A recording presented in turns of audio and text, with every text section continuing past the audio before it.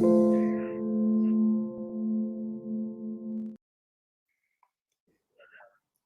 is October 23rd, and we're having Dan Steinbock with us to talk about his new book. It's called The Fall of Israel. And he's talking about what's going on with Israel and the conflict in the Middle East. The link of this book is in the description of this video. You can access it, you can buy it.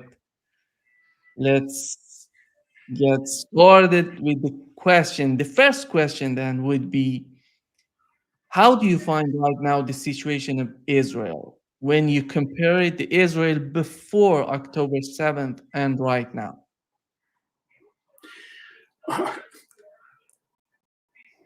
Paradoxical. I find it that it's lots more complicated, a lot more difficult than perhaps at any time of its history. When Israel has had wars that it has considered to be victorious, triumphant, like the 6-Day War, that was 6 days. This has been going for a year. And in the beginning, the idea, if I understood it right, and I think most people thought, that the stated objective was to, as Prime Minister Netanyahu said, eliminate Hamas and release the hostages. Neither has happened. We have seen instead a massive number of civilian victims, something we've never seen before, never. And to my astonishment, when I looked at all of these crises that have happened in the Middle East, where Israel has played a part, from its Independence Day war and from the Palestinian perspective, the Nakba, to the present, and you add all the casualties, wounded and killed, the number of people that have been wounded and killed in this war is far higher. This one war for 1 year. If this continues the way it has prevailed, it will undermine Israel's economic futures. It has already undermined the very existence of too many Palestinians. And as much as I try to relate to the objectives that Israel has, sometimes they have been valid. In this case, I don't think that they are at all, and may not have been so for a very long time. We know for sure that 70% of the victims tend to be women and children. What kind of assets are they in this war? How will their demise enable Israel to have more security? I simply don't see this. So I find that this is paradoxical because it leaves Israel in a very vulnerable position. Yet within Israel, I think that there's this feeling of, particularly the past few weeks, as some of the leaders of Hamas have been killed, almost a sense of triumph, a sense of victory or a coming victory. And I'm afraid that this kind of situation emerges almost like a parallel reality when most of the world, the international community, sees things in a certain way. Within Israel, things are seen in another way. And I think that one of the key reasons to this is, and I try to argue that in the book, is the role of the United States as a big or great enabler, if you will. So the long and short, to recap, I think what we've seen for a year now is a war in Gaza. I'm not sure it's a war against Hamas. I think it's a war in Gaza. We've seen it now extend from Gaza to southern Lebanon and even to Iran and to Yemen and to West Bank in a certain ways, in a certain sense. And this momentum shifting to other areas, I think it's a very ominous sign. It reflects something that may yet to come. And I'm not very optimistic about that direction. I think it's deliberate conflict escalation on the part of the Netanyahu cabinet. And there the question then becomes, why can this happen? And I think that there are two major reasons for it. One, that the Biden administration doesn't seem to be willing, is able but not willing to subdue this kind of devastation. And then the somewhat surprising impotence of the international community to intervene and to contain these atrocities. And that leads to a situation where the potential for regional escalation is steadily rising. So it's no longer a question, will it happen, but where, when, and how. And this can be militarily very successful as a tactic, but no tactic creates peace. That comes with strategy. And tactic is based basically on abuse with principles of humanity, if you will, in this particular case, whereas strategy would have to be based on trust and dialogue. Dialogue works. And if this is missing, I don't see the end to this. Of course, there will be an end to it, but it will be something very dark. Do you think that the main goal of the Netanyahu administration was the security of Israel, or they're looking for a bigger conflict in the Middle East? And they can easily destroy Gaza, destroy West Bank, and just send their people to these regions, just capturing them. Because the way that they're talking about Lebanon and Iran right now, they want a bigger conflict. At the same time, we know what has happened in Gaza. We know how they were not capable of destroying Hamas. They were killing civilians. But right now, with this expansion of the conflict with Hezbollah and Iran, what are they looking for, in your opinion? Is that all about Gaza and West Bank? I think that your question presumes that there is more to it, and I tend to agree. Many people, particularly military observers, have been concerned about the idea of multi-front war. Could Israel handle it? And I see a situation where obviously it started from Gaza and it has been expanding, and we could talk about the milestones, some of which I outlined in the book. But I think that what is also happening is something very intriguing. If we would have parallel conflicts, and to the degree we have things going on in Israel proper, we have things going on in Gaza Strip, West Bank, southern Lebanon up to Litani River at least, and beyond, even to Beirut. We see things happening in Jordan, Syria, Yemen, and so on and so forth. And we wonder what will happen in the case of Iran. There seems to be some sort of a tacit blueprint to this. But the way it happens is in a sequence. It started from Gaza, and then it's spreading when the momentum is moving away from Gaza. Not all the activities, but the momentum.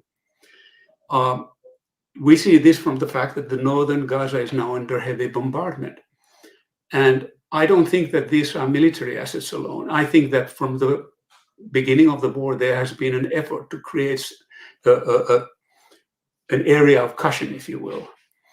And that goes to cut the area of Gaza even smaller and smaller. It's cut by 1,000 cuts. Now, if you can handle this and then move to the next theater of war, as the military observers call it, in a sequence, it's easier than waging these wars in parallel. But it hasn't happened in sequence, and it hasn't happened exactly in parallel. It's been a dirty war in that sense as well.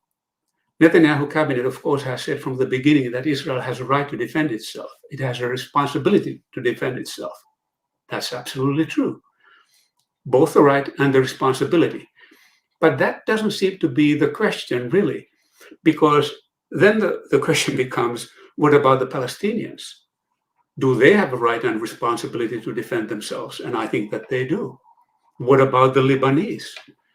What about the Yemen? What about Iranians? And so on and so forth. This is a very strange situation where it's hard for me to see that any other country could do achieve the same objectives that Israel has so far done without international sanctions, without international intervention. And that takes us back to the role of the great powers, the role of the United States and a few other countries. There seems to be a tacit subtext to this. If you defend yourself against Israel, we see that a hostile action and we will punish you. And that doesn't seem to be something that a credible broker would do in this kind of a situation. So I don't see this as an asset to US objectives in the Middle East. It may be that in the short term, from purely military point of view, but that point of view has never created peace. And that's why I think we are where we are, at least I argue in the book, that what we see right now is the result of 50 years of failed military diplomacy in the region, mainly by the US because it has such a major influence in the area. But the problems themselves go back to the ethnic expulsions from late 1940s to the present. Who's responsible for this failure? Is the neocons in the United States? Is the Israeli lobby in the United States? The Israeli government, who has a lot of leverage on Washington? How do you find the balance of power when it comes to the Middle East?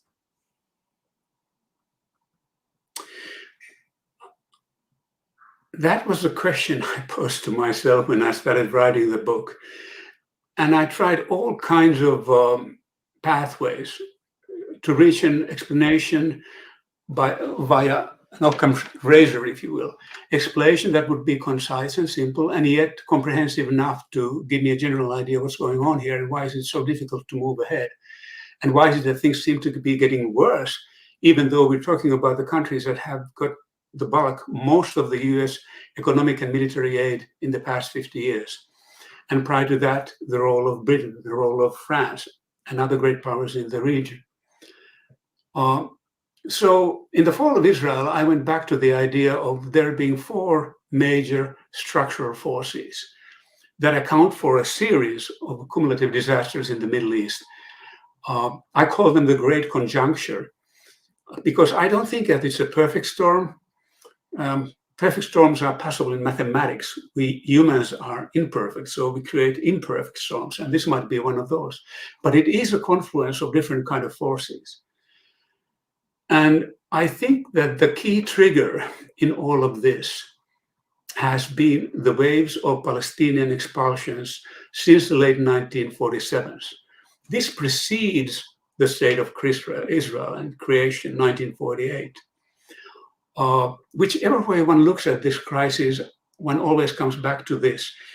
Even I personally wasn't aware of the full weight of this factor until the 1980s, when the so-called Israeli new historians were able to access the declassified files in Israel and take another look at the past history.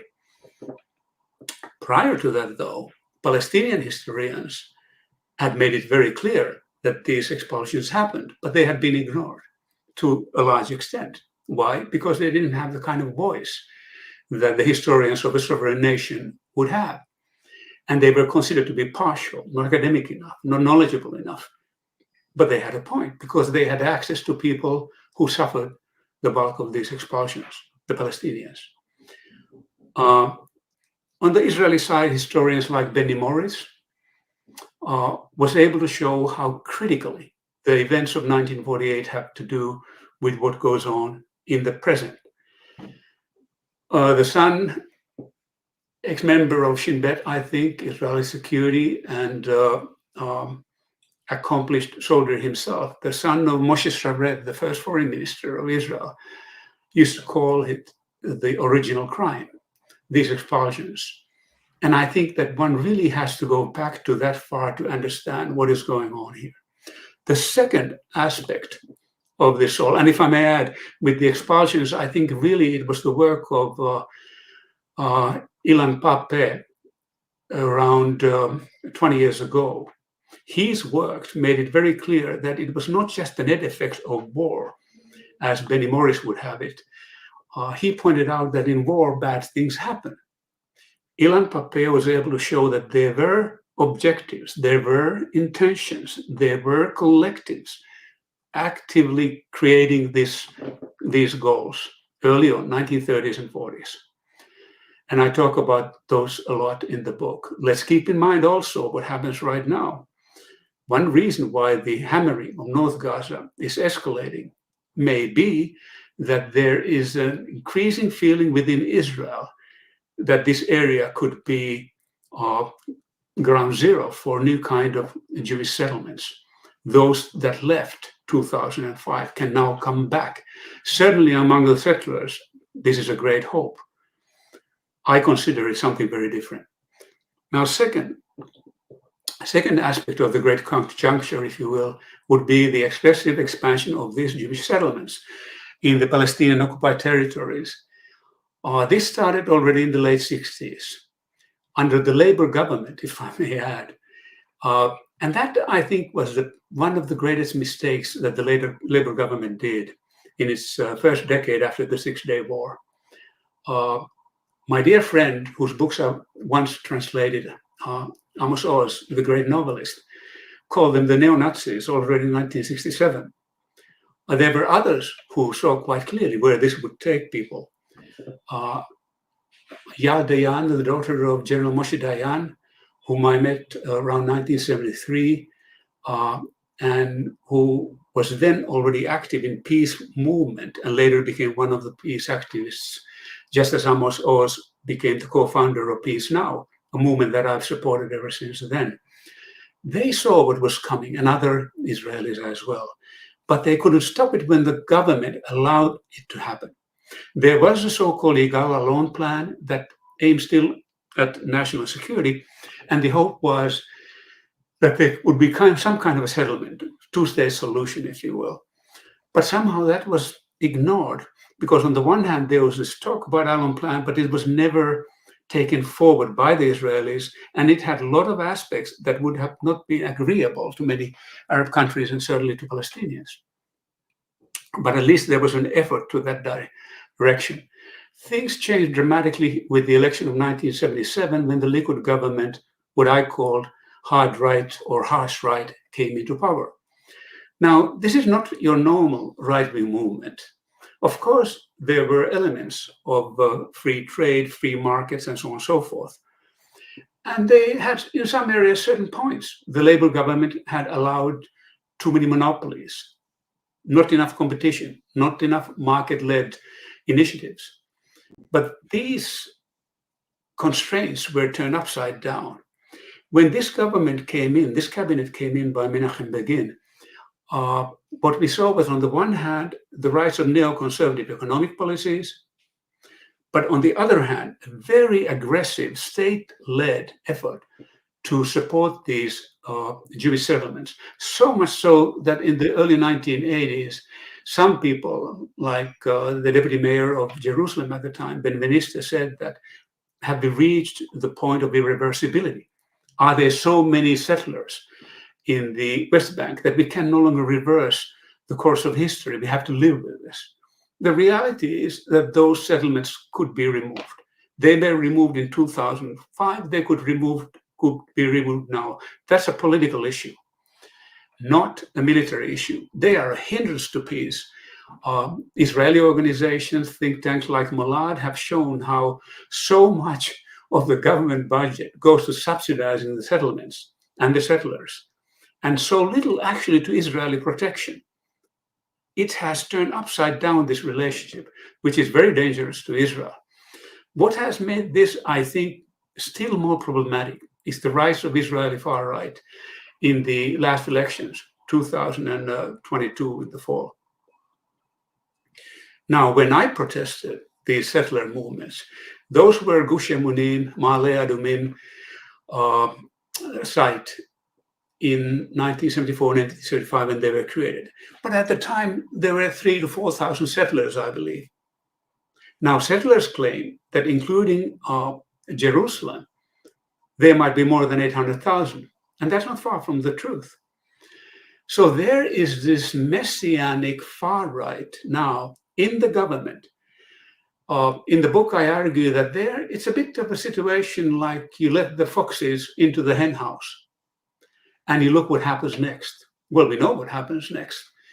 The people that were considered to be criminals, if not criminals, quasi-criminals, still decade 2 or 3 ago, are now making decisions, administrative decisions about the fate of the settlements. This has led to anti-Arab pogroms, which I find are not that different from those waged conducted against the Jews more than a century ago.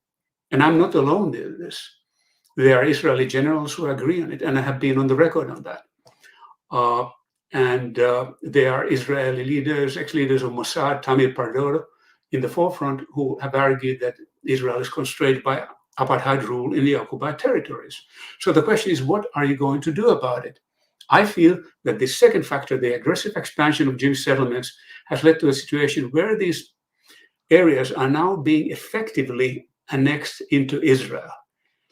Amid the fog of war, this started really taking a very different direction, faster direction in early summer through administrative measures, particularly by Minister Ostrich. The third element in this great conjuncture is half a century of failed American diplomacy in the Middle East. And what I try to show in the book is how the ties between the US and Israel have moved through four stages, through hedging and choosing sides, partnership, and the symbiotic ties. Now, it's often being said that, well, Truman is the first to recognize Israel, but not true. It was Stalin. Truman did it de facto, but never de jure. It took a year to get to that point. Stalin did both immediately, almost overnight. And the reason is that Israel was closer to those egalitarian ideas in the very beginning. It also got its arm from Eastern Europe, Czechoslovakia mainly, thereafter from France. Only later, the US comes into play in the mid to late 60s. So there was a lot of hedging, and one reason was that Americans were very uneasy with the idea of the kind of a two-state solution that would create constant bloodshed. CIA did a major study around 1947-48 where they said that the creation of Israel or unilateral declaration of Israel might lead to a situation of long-range disaster. And Marshall and many other major influential authorities of American foreign policy were strongly for the idea that there should be a different kind of solution. Truman gave in. He wanted to have the Jewish vote. The cause of the Middle East at the time was such that the constituency on the Arab side was minimal, and also the oil interests were not very strong in the US in that regard, that they could have changed his way of looking at things. And the security state was being created in the US at the time as well. So the relationship moves to choosing sides, then that moves to strategic partnership by Reagan or Nixon and Reagan, 70s and 80s. I think part of the reason was actually the fact that Israel was in deep trouble 1973 during the Yom Kippur War. And what happened behind the facade was nuclear mobilization. And perhaps one consideration that President Nixon had for the flow of arms quickly to Israel was the fear of what Israelis might do if they perceived this to be an existential challenge. Just like today, there's this consideration of Iran for all the wrong reasons, I believe. So in any case, we're moving to the strategic partnership, and then by 90s and thereafter, particularly with President Bush, into basically symbiotic ties. And these ties have just got deeper and deeper from Bush to Obama and to Trump and Biden. This term ironclad ties that we hear again and again reflects that. In the book, I argue that there are ties that bind, but I don't think these are that kind of ties. These are ties that blind, because it's not good for the US foreign policy, and it's not good for Israeli security. Israel is giving up its sovereignty this way, and there are many Israeli generals who are concerned about this. Who makes the decision of interceptors and what they do and when they do it and how they do it when missiles appear? It may no longer happen in Israel. It may happen in Pentagon. And there are a lot of consequences from this. And what is new also here is that there were a lot of atrocities until now. There was Sabra Shatia during the Lebanese War in 1982. I protested against this. Amos Oz did so. Yaldain did so. Primo Levi, the Holocaust survivor whose books I was promoting at the time, did so. He said, and I always felt that this quote was very important. It's so important to me as well. He said that I feel great emotional affinity with Israel, but not with this Israel, not with the Israel of Menachem Begin. And this kind of activities that Israel has now engaged in for all kinds of reasons have taken also things to a point where US is complicit to a degree to what Israel has done. And this involves genocidal atrocities. And finally, that takes us to the fourth point of this great conjuncture. And I'm sorry about the monologue, but I feel strongly about these four factors. The fourth one is America's massive military aid to Israel. $18 billion in the past year alone. And I can't help but wonder, what if that money had been invested into building new schools, building new hospitals, taking care of people's welfare, social security, Jews, Israeli Arabs, Palestinians, and so on and so forth, rather than for obliteration, thinking that that creates security. And that has led to a lot of things also within Israel, in the sense that when you have so much military aid coming in, then Israel can afford to do certain things on its own. For instance, its military exports intensified as the aid from the US picked up. It's understandable. If the United States is paying for my arms to that degree, then I can afford to start exporting mine. And then you look where those arms are going. Sometimes the ties are with advanced economies like Germany and others, or Germany exports to Israel. But Israel has also got involved with a lot of dirty wars. In the 80s, it was all involved with apartheid South Africa. These are ties that are very, very hard to understand with the history of Israel. And they should never be there, I feel. So this kind of a military assistance has created parallel militarization within Israel. And that's why I had a subtitle for this book about degrading Israeli economy, politics, and military. And I feel this is the end result. So you have these four factors then: ethnic expulsions of Palestinians,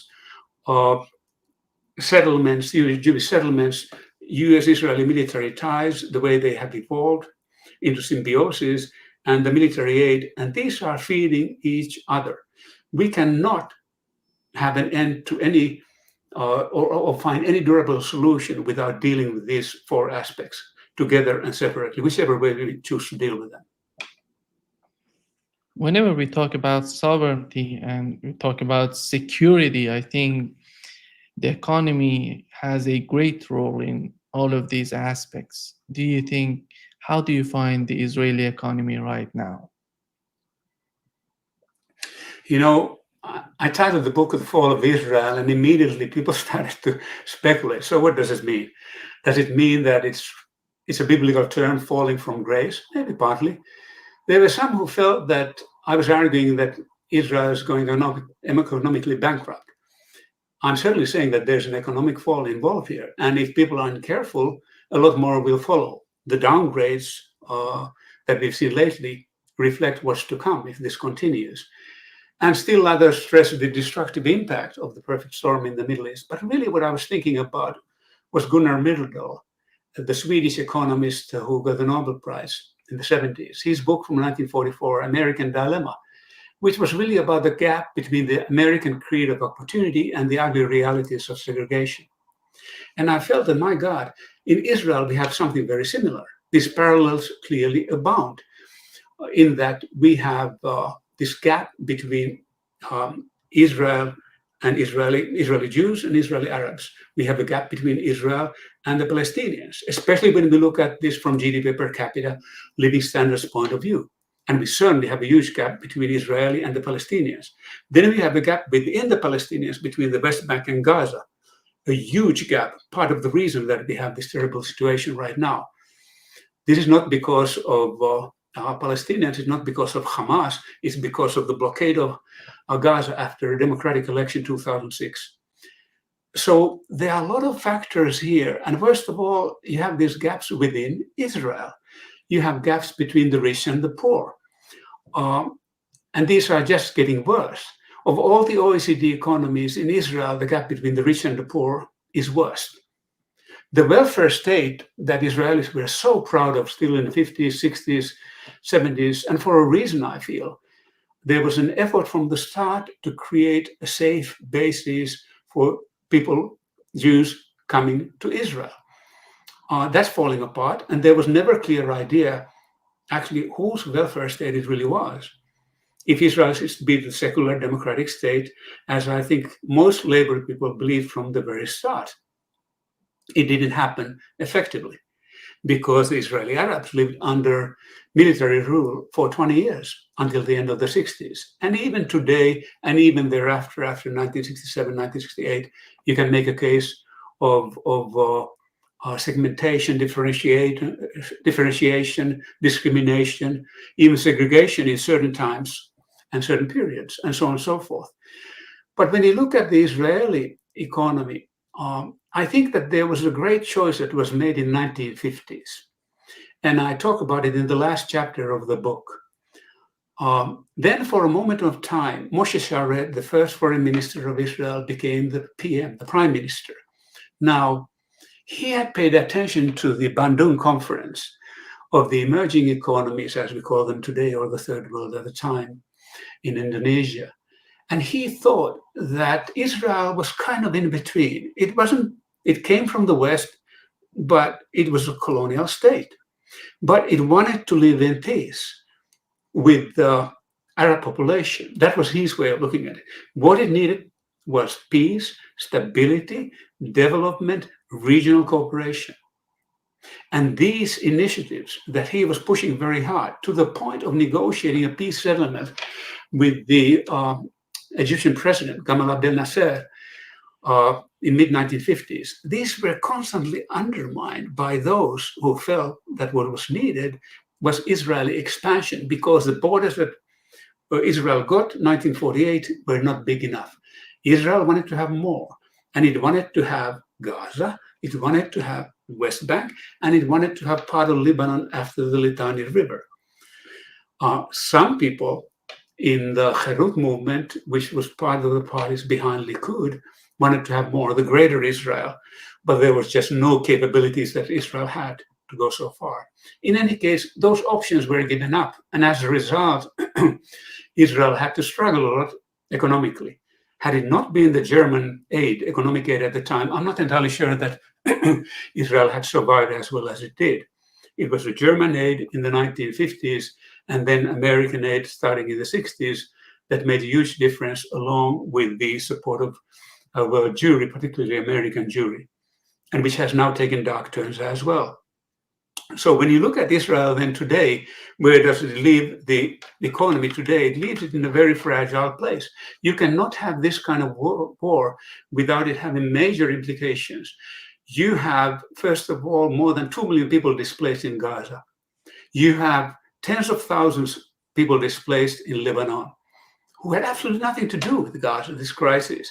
You can argue about the Hezbollah, absolutely, but does it mean that the civilians, women and children, should die in Lebanon? Absolutely not. Why on earth isn't there international intervention to stop this madness, this bloodshed? So you have these blueprints towards a different kind of a future, but they are not happening. And I'm very concerned where it leaves Israel should the situation last another half year or so.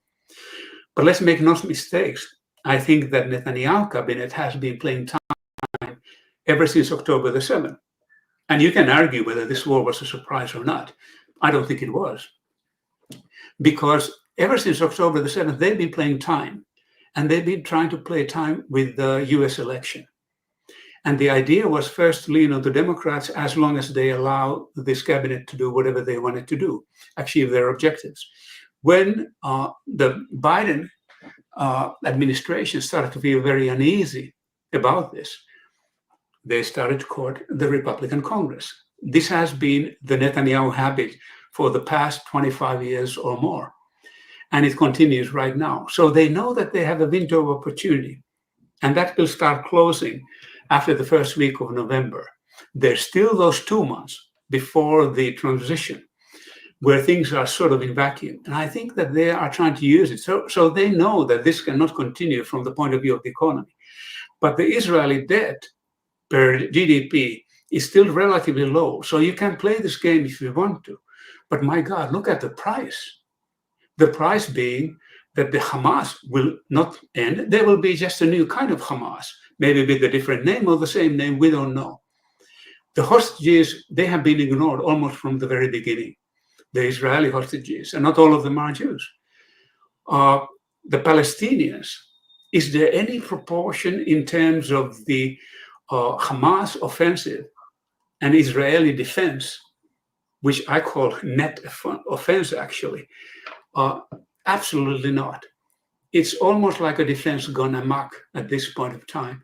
So the results are absolutely devastating for the Israeli economy as well. And I think that they show also that Israel is far more vulnerable than people have thought. The fact that even now these bombs keep coming, as hard as Hamas has been hit, as hard as Hezbollah has been hit. And we know that there's a lot more still in the storage, both in the case of Hamas, especially with Hezbollah, and far more with Iran. So the question is not whether this makes sense. The question is how far the Netanyahu cabinet is willing to go before the US election, during the power transition in the US, and thereafter. You mentioned October 7th. Do you think that the Israeli government knew about that beforehand and they just permitted to happen because of what was in their mind, that they can continue with that concept of Nakba that they've started in 1948? What was the end game in your opinion? You can argue many theories. There are already what people call the conspiracy theories, and no, this was a plan of the Israelis, particularly the Netanyahu cabinet, in cooperation with the far right. And certainly it would fit with certain kind of apocalyptic tones of this government. And in the book, I argue that the ties of Prime Minister Netanyahu go way back with this kind of thinking. And he's not alone. There was a time, a period of time in the early spring when the Biden administration clearly was signaling that perhaps it would be easier to deal with somebody else representing the center-right or the conservatives, such as Benny Gantz. He also has his other foot very close to these far-right people. Same goes for Naftali Bennett and so on and so forth. So you can argue for these conspiracy theories. I'm not going to go there. You can also make an argument that there's a lot of unprofessional conduct here, that people didn't take seriously certain signals and so on and so forth. That argument I think you can make, but it doesn't follow. If that was all there was, then we should have seen a police action against Hamas, targeted and highly focused attacks only against the assassins, efforts to really release the hostages when the negotiations began months and months ago. This did not happen. So where does it leave one? Let me take a step back 50 years and then come to the present. I'll go back only very briefly. One argument that used to stun me in the early 70s and made me a supporter of the peace movement was that with fellow students at the time, I would say that why on earth wouldn't Israel not talk with Fatah? Why on earth wouldn't Israel not talk with Yasser Arafat? And the argument was always, oh, you cannot do that. He has dirty hands. He has blood in his hands. He's a terrorist. And then I would, of course, make the argument, knowing that it would hurt people even more, that one man's terrorist, another man's freedom fighter. And what if you were a Palestinian? Would you not fight for your rights? Would you not start armed struggle if you felt that nothing else is really working here? And as terrible as it is, would you not start assassinations, my God? And those arguments were quickly buried. Then the idea that you cannot talk with a terrorist. And then they asked what I think about it. And I said, well, you can do that. But then next you will have to talk with PFLP, whose line at the time was a bit more radical. And then if you refuse to talk with Arafat and PFLP, you will have to talk with PDFLP. There will be a still more radical side. And if you refuse to talk with them, perhaps you would have to talk with Abu Nidal, who was the bad guy par excellence in 1980s. And that's how I think we ended with Hamas, the Israeli refusal to talk. Now, when Hamas comes along, the argument was again, oh, we can't talk peace with them. They engaged in suicide attacks. They did not in the very beginning to do that. They tried other means. And I haven't forgotten the fact that Hamas leaders, 1996, 1997, signaled willingness to talk peace. They signaled it, and they were pragmatic in that regard. Of course, they would negotiate for more. Why would they renounce their objective of destroying Israel until you talk in negotiations? Several ex-leaders of Mossad have made the same argument. Why would we ask Hamas to go so far when we didn't ask that even from Fatah? We didn't ask them to recognize us immediately. We wanted to talk. And let's not also forget the fact that when the peace process began, it did not begin with President Clinton there, Arafat here, Rabin and Peres here. No, it started in Oslo. It almost happened behind the back of the United States to a point, between the Israelis and Palestinians. Even with all the limitations of the two-state solution, there was that effort, at least in that direction. So what I'm trying to say here, that perhaps there has been this unwillingness to talk peace for a very long time. And in my book, in the last chapter, I argue that this may go back to 1948, 47. That was the first time when UN had its first. UN had just been created. A few months thereafter, they had their first intermediator, a Swedish count, Folke Bernadotte. And he suggested a lot of things, but he was also very concerned about the Palestinians. And his argument was that in war, all kinds of things may happen amid hostilities, but we should ensure that Palestinians who left their homes can come back and then build an enduring peace on that. A lot of Israelis at the time didn't like it, particularly those who represented the Stern Group. They had him assassinated. One of the persons who ordered the hit, if you will, the assassination, was Yitzhak Shamir, who became the PM of Israel after Begin, and who was sort of a mentor and rival of Netanyahu prior to him. And Ben Gurion's, the first PM of Israel, his bodyguard in the end of his life was Yehoshua Cohen, who was the assassin of Folke Bernadotte. So from very early days, there has been unwillingness of some Israelis, certainly not all of Israelis. I think that most Israelis, given a chance, would want to have peace, but they're led by the government who doesn't want it. And the government doesn't want it because US and international community is not pressing it. And that's why I have this situation. So where does it leave us with October the 7th? I started writing an essay 2 or 3 days before October the 7th, arguing that we are in for an explosion in the Middle East.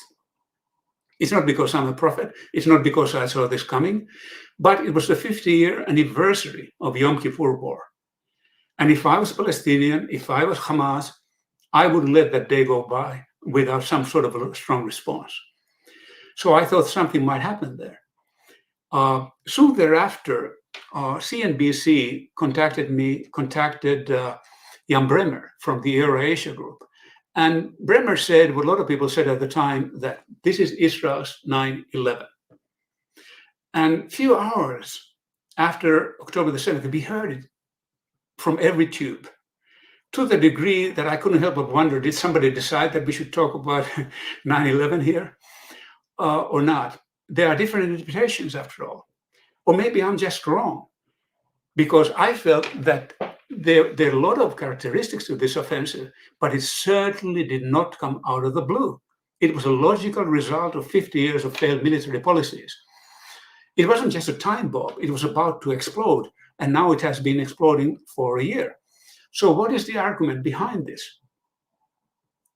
It is that right after this attack, October the 7th, it became very quickly known, and then the information increased within a week or two, that Israeli border soldiers had been signs of an impending attack for months, perhaps almost a year. Even CNN had a quite good piece about this a couple of weeks after the fact. And they had warned about this again and again and again, particularly in the weeks prior to the attack. They had seen even people preparing to use paragliders. They had seen people trying to use tunnels. They had seen people coming very close to the border walls. They had seen people rushing, driving bikes. I mean, what do you need? You don't have to be Marxist. You have to be Groucho Marxist in this case. If it walks like a duck, talks like a duck, perhaps it is a duck. So why was this information not taken seriously? There are administrative reasons, personal decisions that were made a few months before, a year or two before, procedures and so forth. Maybe those explain it.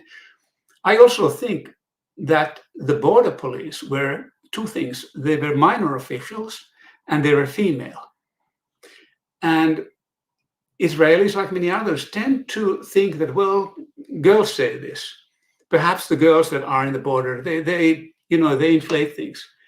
But the net effect was the following. Most of the women who were in the border were killed. Only few survived, and those are the ones who were quickly interviewed by the Israeli TV. You know what surprised me the most? When these interviews were on, why on earth were they on immediately on the international networks? Why it has taken for months and months? I noticed that Spiegel had recently a story about this. It's great, but a few months have gone by, a few moons have gone by as well. So there was something about the international media that played down this aspect. All the focus was on the Israeli tragedy. And I have absolutely nothing against it. I think it's right. And I think that the victims and their families should have a say. I think they should have more of a say.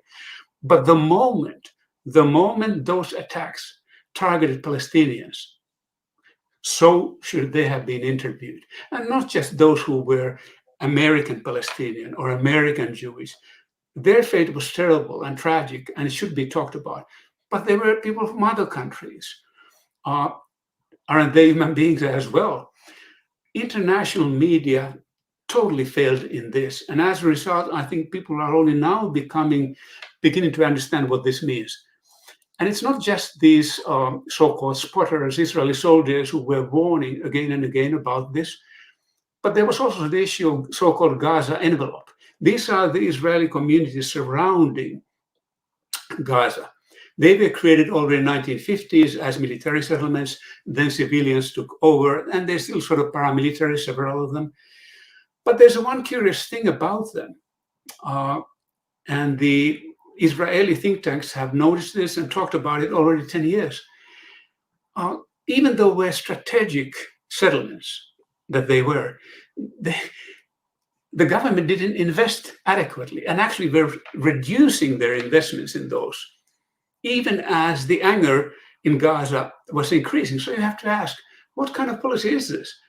And by the way, this happened a long time before the far-right ministers stepped into the government.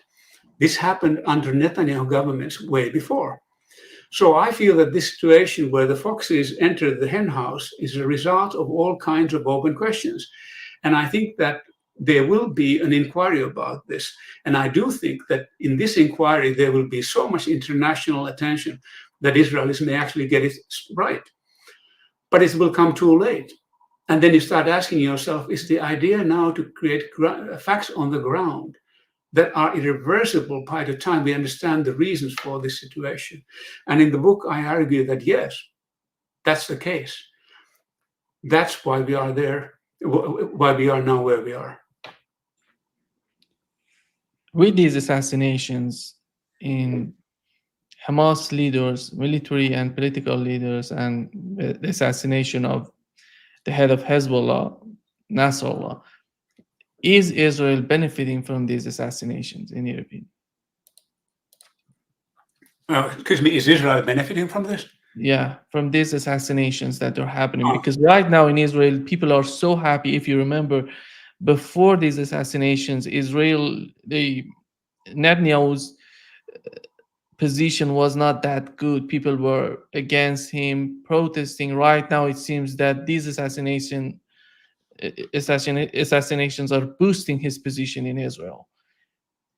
Is Israel benefiting from this assassination? It is just about Netanyahu and his position that he's trying to do these things to benefit from that? How do you find it? In the short term, absolutely, he is in Israel. If the idea is that when you kill ahead of the movement disappears, if that's the logic, and people believe in that logic, you are benefiting. And I think that we see that in the ratings in Israel. And I think that this has created a sense of empowerment, even within the cabinet. And certainly Netanyahu himself feels it. Perhaps he feels less of it when the missiles that were sent to Lebanon landed very close to his own home in Caesarea.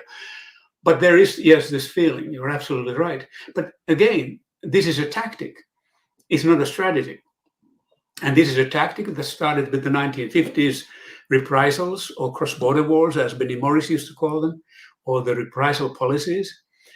This continued until 1967 war. Thereafter, there was a moment of quiet transition until 1982. I think there were a lot of people who did not question within Israel's right to respond as long as it was a question of an existential war. In other words, you were start fighting for your survival. That at least was the argument. That all changed in 1982. Thereafter, the wars that Israel has had, as far as I'm concerned, are not state against state. They are Israel against insurgents, or what they call insurgents, what people elsewhere might call freedom fighters. They are counter-insurgency wars. Parallels would be Algeria, Vietnam, and so on and so forth. And they never end well. Just like Iraq never ended well to the United States. You cannot kill an idea. You cannot kill anger that has a valid basis. You cannot eliminate a dream that exists. You can certainly undermine the military capability of a movement for a while.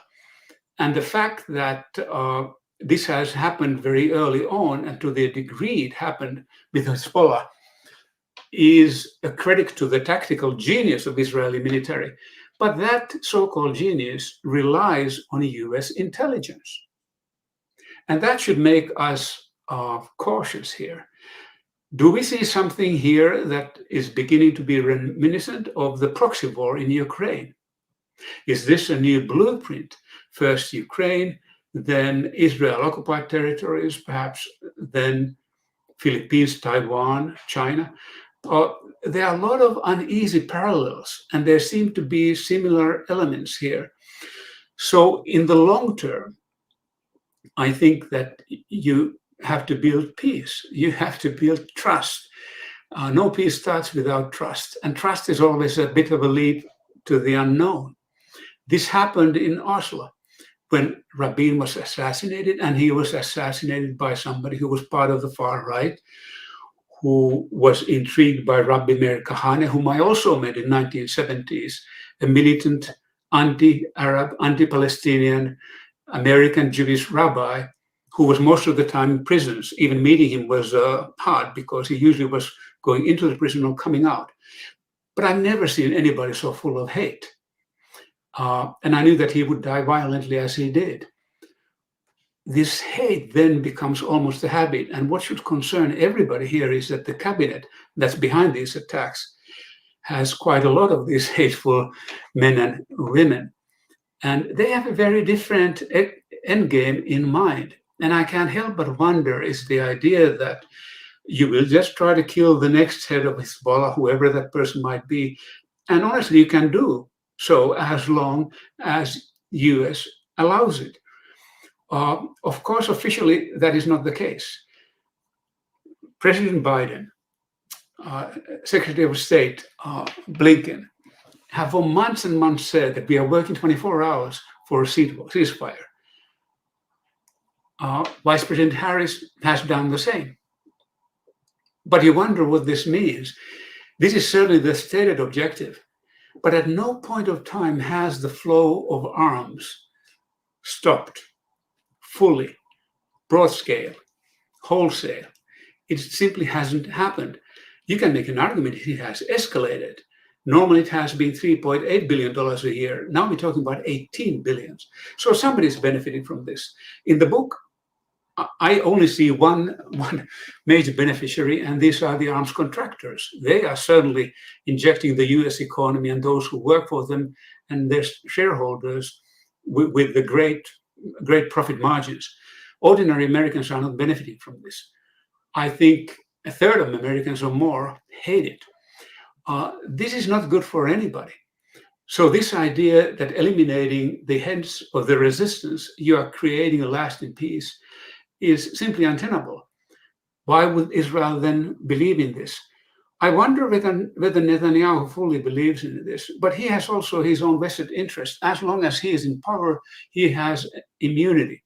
And as long as he has immunity, he will not be prosecuted for the crimes, alleged crimes that he has been involved with. And they are many. There are literally hundreds of people willing to testify for this, some of whom have testified.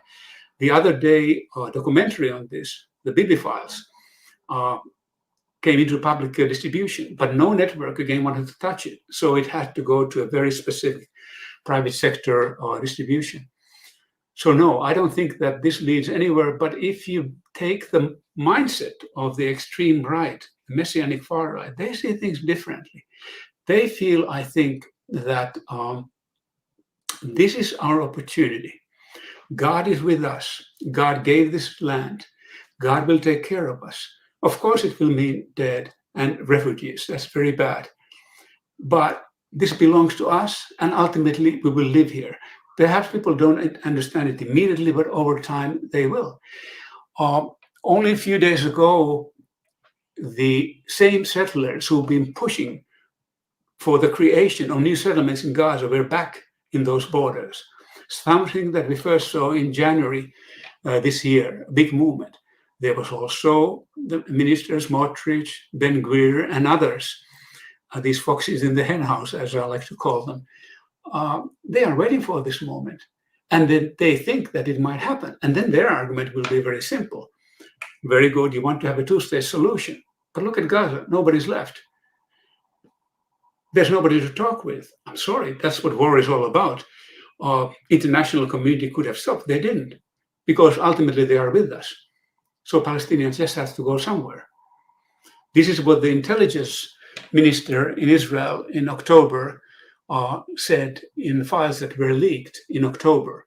But those objectives were not that different from ones seen in late 1930s, early 1940s with some Jewish agency leaders. The idea was the same.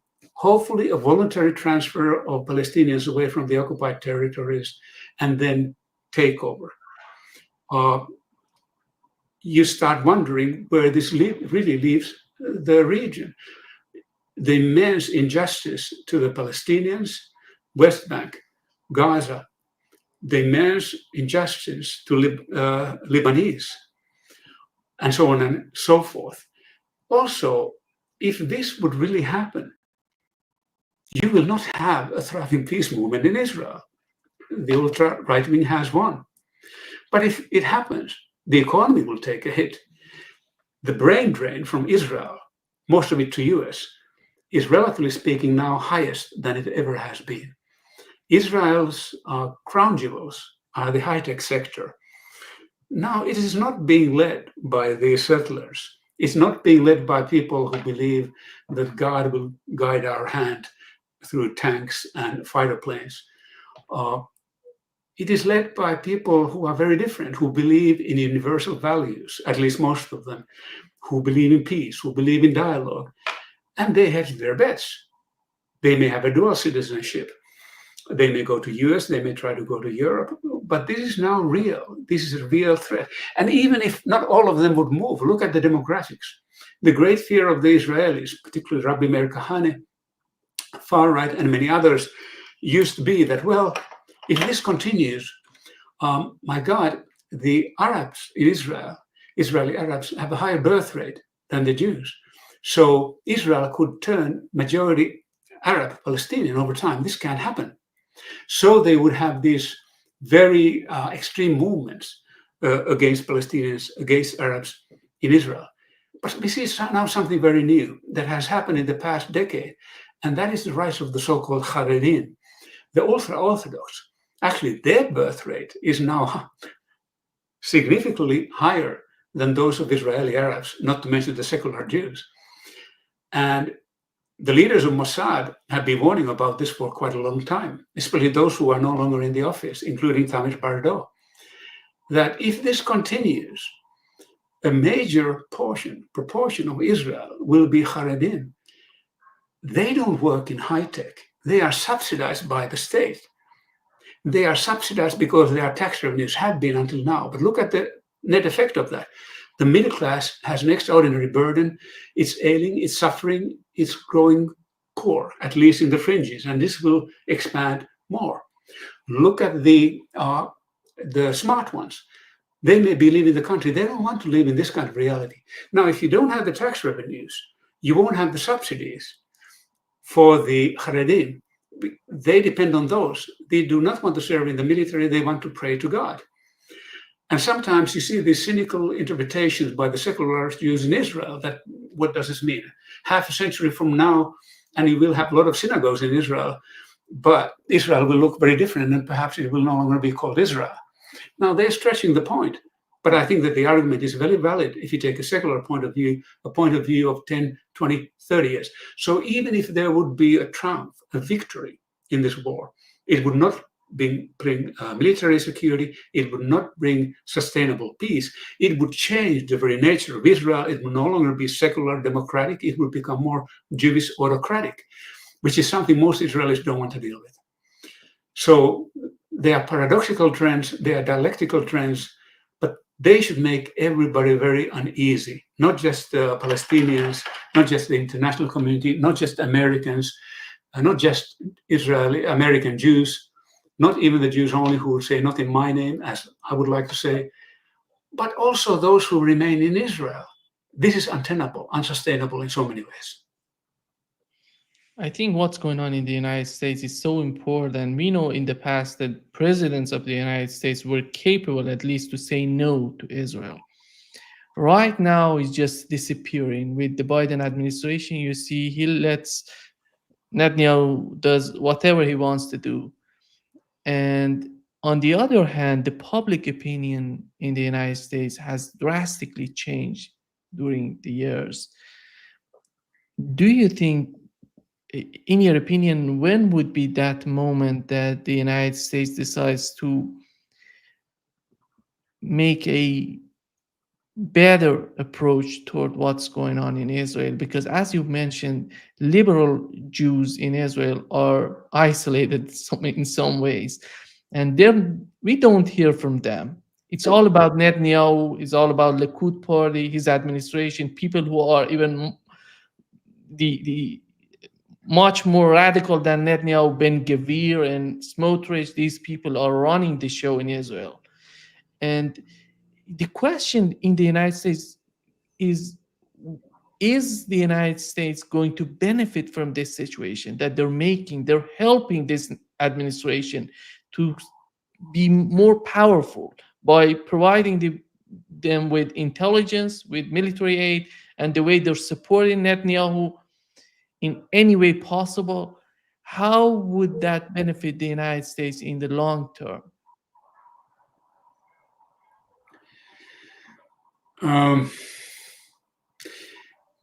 I just don't see it how it would, because it's also creating a massive stress indirectly on the US economy.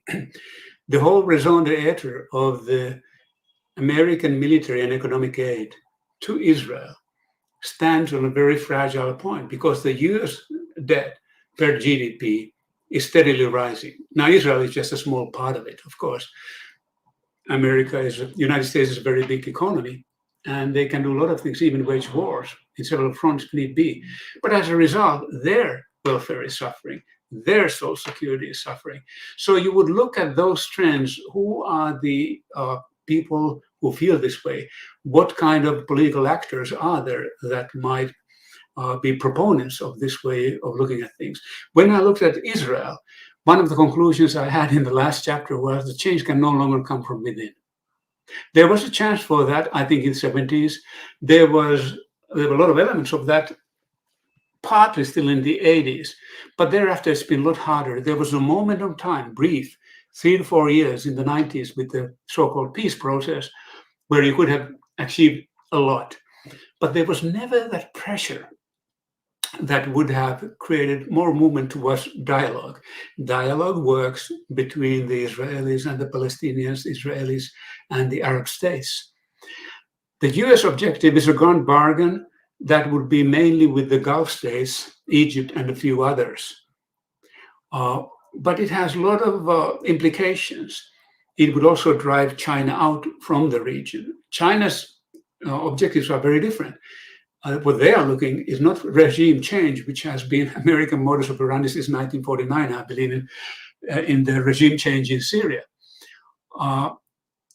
The Chinese objective is economic development. They believe because it worked in China, it could work elsewhere. And I think that you can make that case because the level of economic development there are similarities, affinities in many countries in the Middle East, not all of them. Some are more advanced, but many there are. So the Chinese want to have that peace, stability, development, regional cooperation, objectives that Moshe Sharet in Israel tried to have in mid-50s. They could come back, but not without change from without. That requires the United States. And unfortunately, I don't see the political actors right now. You would like to think that it comes from one of the major parties. There were people in the Republican Party, James Baker comes to mind, who had very conservative principles, but who did try to push at least a two-state solution at one point of time. There was Obama, who really tried to push it to a point that was agonizing and frustrating. And yet, both presidents of those administrations ended up actually institutionalizing the weapons flow towards Israel, which is untenable in the long run. But this will happen as long as you have perhaps what some people call uniparty in the United States. In other words, two parties that may disagree on domestic policies, but want to have bipartisan foreign policies, and foreign interventionism is a big part of it.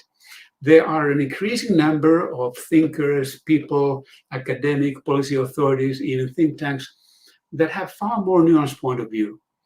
But I don't think that they are politically influential yet. I'm hoping that the grassroots protest that is now happening on the Democratic side, to a point where seems to be changing some the platform from Biden to Harris, but not enough at all, that this would over time leave an impact. But in the short term, I doubt it will. Now, if you look at the Trump's time, or Trump administration, what they did, they basically ignored the Palestinians in the Palestinian case. It wasn't something worthy of their time. Jared Kushner, Trump's son-in-law, who was one of his advisors, went on record early this year talking about how this ethnic expulsions, they're dirty business, they're very dirty business. But, you could perhaps build sort of a Gaza Riviera over time in this area and make a lot of money in the real estate. To say those things in the middle of ethnic cleansing, what I call genocidal atrocities, we could spend an hour talking about are they a genocide or not.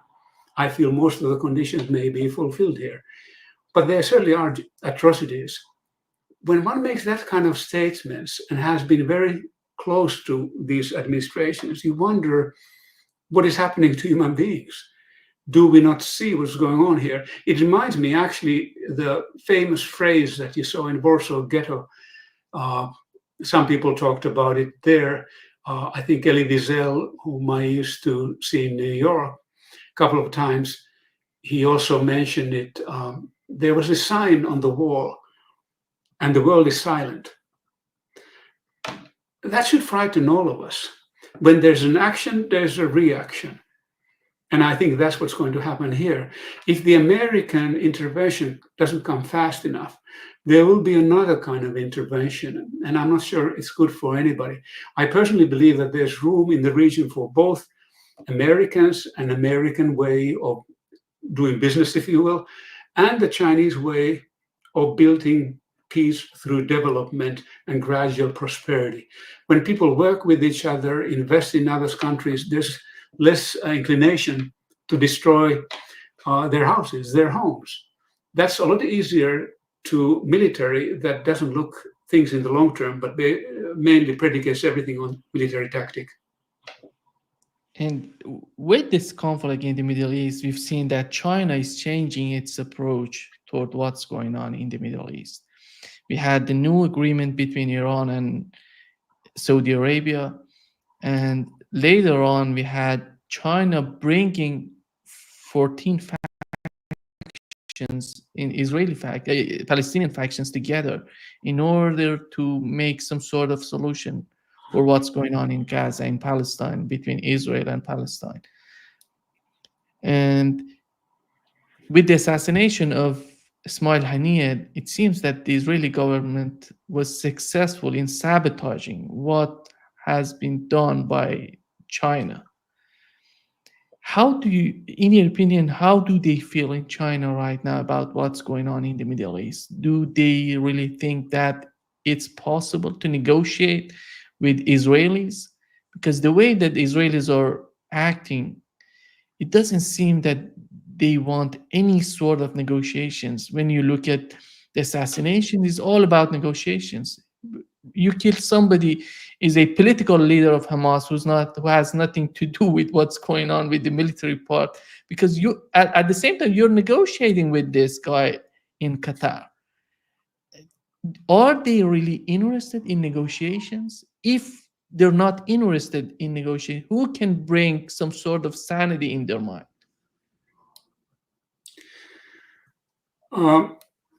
I think you make a very good case in the sense that there seems to be this unwillingness to deal with negotiations, and you try to downplay the role of the negotiations by getting rid of the negotiators. And as I argue in the book, this is not something new. If you look at it, as I mentioned, this example that if you don't talk with Arafat, you have to talk PLO, you have to talk with PFLP, then with PDFLP, then with Hamas, something else will come along. Hezbollah, and thereafter still something else. And there will be more resentment, more anger, more bitterness, more pain. I don't see how that can be anything good. And I think that when we will start seeing the realities of the so-called facts of the ground, in other words, we're not talking about just 42,000 people being killed, as terrible as that is. There are 10,000 or more who are still under the rubble. There are probably tens of thousands who are missing. There are people who are suffering from the ecocide. In other words, the ecological equilibrium of the area has been destabilized for years, possibly decades to come, at least 4 years. Just taking the rubble out would take maybe 10, 15, 20 years. The UN came out today with a study saying that perhaps development in the region in Gaza has been taken back by 7 decades. So yes, there seems to be this case that there's unwillingness to deal with the negotiators. But look what it means. Despite the gap between the Israeli negotiators and Ismail Haniyeh, Haniyeh was on the political side of Hamas. He was a negotiator. He was considered to be pragmatic, very much in vein of his predecessor. It's an ominous trend because when you get rid of negotiators in particular, who are willing to negotiate for peace, there may come a point where people are less likely to do so. They lose all faith in negotiations. For a long time, Palestinians were blamed for not being willing to talk about peace. So then around 2018-19, we had the protest for peace in Gaza. People took their guideline from Gandhi, a nonviolent movement, and said that perhaps this will work when nothing else works. It didn't. Many people were shot, many people were maimed again without any talks resulting. So this unwillingness to negotiate remains there. I think that it could change overnight, not from within, but from without. If there's international pressure, particularly those who partner with Israel, it would happen when they press hard enough, because Israel cannot do what it does alone. Its weapons come from US, Germany, a very small part from Italy, and a few other countries. But a lot of other things come from these countries as well. It depends on imports. It would like to have commodities from Turkey. Now it's a bit harder, and so on and so forth. No country is an island. Now, if you look at the Chinese point of view, I think that there's a great disappointment. When I've talked with people on the Chinese side, I think that there was this proud approach, this proud stance that China had been playing the role of a peacemaker, in the sense that first, there was this overall effort to de-escalate in the region, not just in the Middle East, but elsewhere. Then there was this effort through the BRI, the Bridge and Road Initiative, to invest more in the area, to bring globalization to countries that missed it because of constant war and conflict in the region. Then there was this special rapprochement between Iran and Saudi Arabia, which caught many by surprise.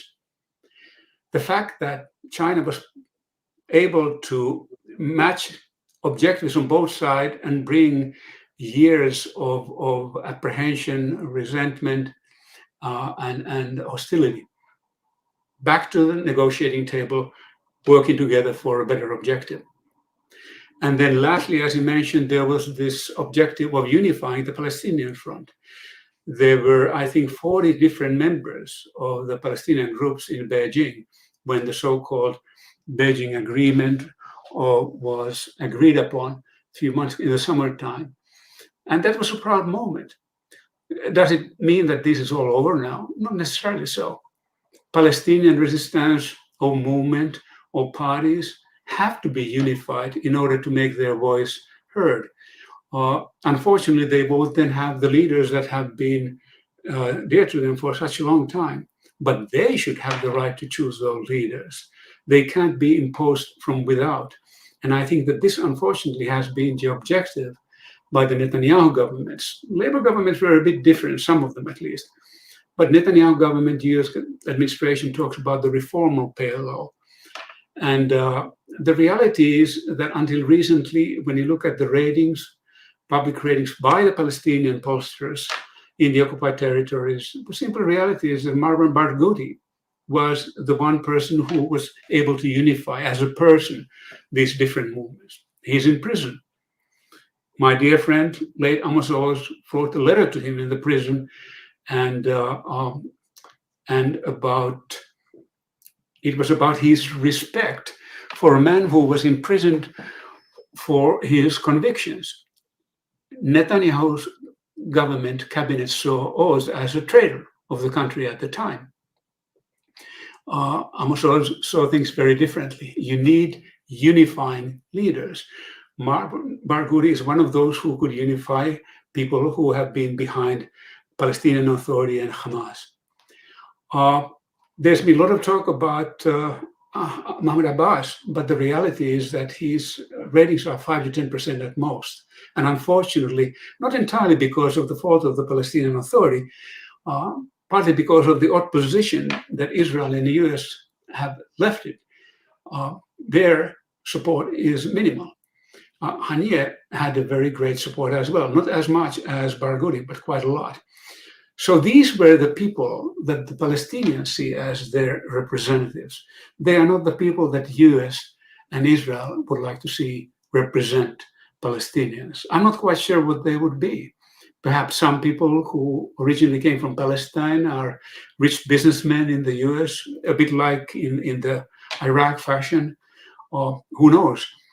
But this is not, there's no respect in this for the popular will. And there has to be that if we really are to be talking seriously about peace. But I don't think that the Chinese objectives have gone anywhere. I think that there may be also determination that the situation can get a lot worse unless it's controlled now. If we have 42,000 people officially having been killed on the Palestinian side, and the reality, after we find out what really has happened, may be closer to 180,000, at least according to the public health models by journals like Lancet and a few others, respected Western journals. When the realities of these massacres come to be known, then there will be more willingness. But then it may be too late. Is this really the objective that's being played out here by the cabinet in Israel? I can't believe and don't want to believe that Biden administration would want it, or if it would be a Trump or Harris administration would want it, would want to deal with anything like this. But the fact that there hasn't been a strong reaction, unfortunately, indicates that at least there is this perception of resignation or ignorance, letting things just happen. But there are no outsiders, there are no onlookers in genocidal atrocities. Just to wrap up this session, in your opinion, who's capable of bringing some sort of peace to the Middle East? The international community, all the countries, superpowers, Russia, China, and regional powers, maybe Iran, Turkey, Saudi Arabia, all together. In my understanding, I don't see anything happening without the United States. The United States is the key here. is the only, if you look at the attitude of the Netanyahu administration, whenever he's talking about China, Russia, he says that we don't need anybody. We have the United States supporting us. And here is the question. The main question is this possible to bring any sort of peace in the Middle East without the United States?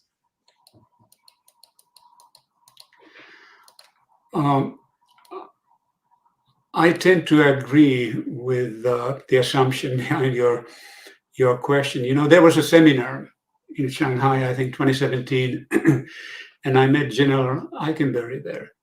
He was in charge of Afghanistan at the time. And he had written a very, I think, perceptive essay some months or a year before.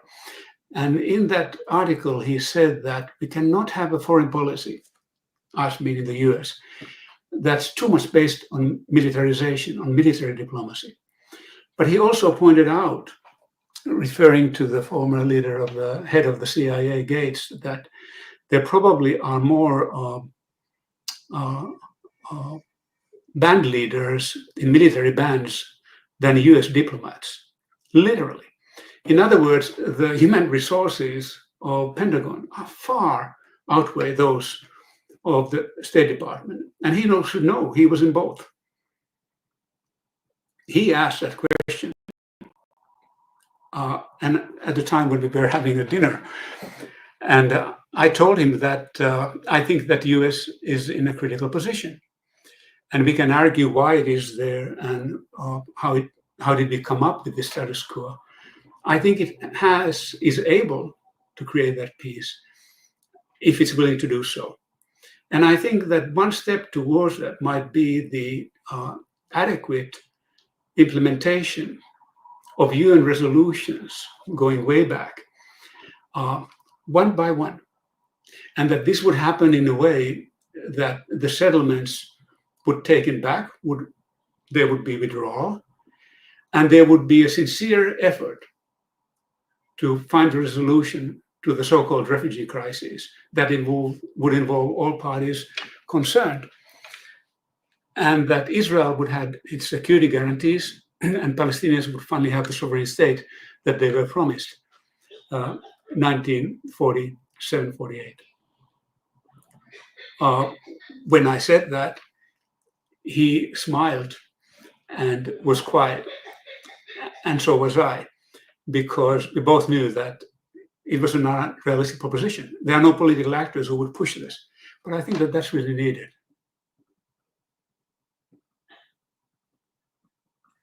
Let me put up your book again. Here is the book that Dan wrote this year, and I don't know this year, was published this year, and The Fall of Israel. And the link to this book is in the description of this video. Thank you so much, Dan, for being with us today. Great pleasure to talk with you. And we're going to continue these talks. I think the situation in the Middle East is much more complicated. We need a lot of talks to understand what's going on in the Middle East. But at the end, thank you so much for being with us. Thank you. It was my pleasure. It was absolutely my pleasure. Thank you. My pleasure.